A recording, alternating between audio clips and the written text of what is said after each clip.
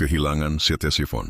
Setelah ibu kota jatuh, Yazdegerd memimpin rakyat melarikan diri dan terus menyerukan perlawanan. Pertempuran Nahafan 642 Masehi, pertempuran besar terakhir, Persia melawan kaum Muslim. Persia kalah lagi, membuat kekaisaran semakin goyah. Sebagai raja pengembara, melarikan diri dari kota ke kota. Dari Ctesiphon, ia pergi ke Media, Rai, hingga Merv selalu menyerukan rakyat agar bangkit kembali. Menulis surat ke kaisar. Tang di Tiongkok, ia mencari sekutu internasional agar Persia tidak hancur, tapi bantuan besar tak kunjung datang. Memohon bantuan raja-raja lokal di Transoksiana. Sebagian kecil menolongnya, tapi kebanyakan takut pada kekuatan baru bangsa Arab. Mengadakan pengadilan keliling, meski tanpa istana, ia tetap berlaku sebagai raja dengan mengadili perkara rakyat dan menjaga wibawa dinasti. Akhir hidup, tetap menolak menyerah, meski kekuasaan Sasania runtuh. Ia menolak tunduk atau berunding dengan musuh. Dikhianati oleh Mahui Suri di Merv, seorang gubernur yang pernah setia kepadanya berkhianat. Dibunuh di sebuah penggilingan tua pada tahun 651 Masehi. Kesimpulan, hal yang paling besar dilakukan Yazdegerd bukanlah penaklukan atau pembangunan, melainkan menjaga kehormatan Persia sampai akhir. Ia berusaha mempertahankan kekaisaran, walau dalam keadaan hampir runtuh.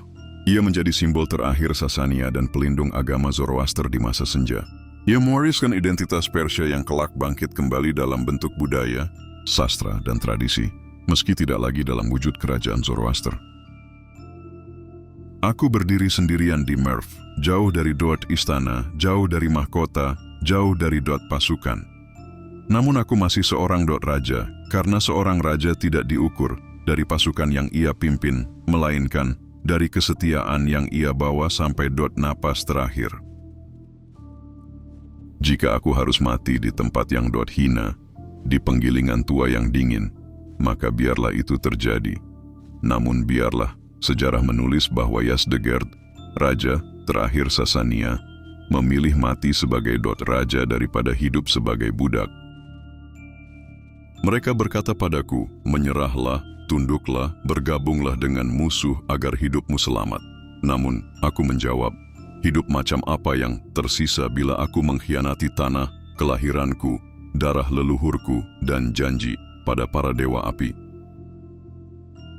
Bukanlah istana yang menjadikan seseorang raja, melainkan keberanian untuk tetap berdiri ketika takhta runtuh, kota terbakar, dan pasukan tercerai-berai. Selama darahku mengalir, Persia tetap hidup.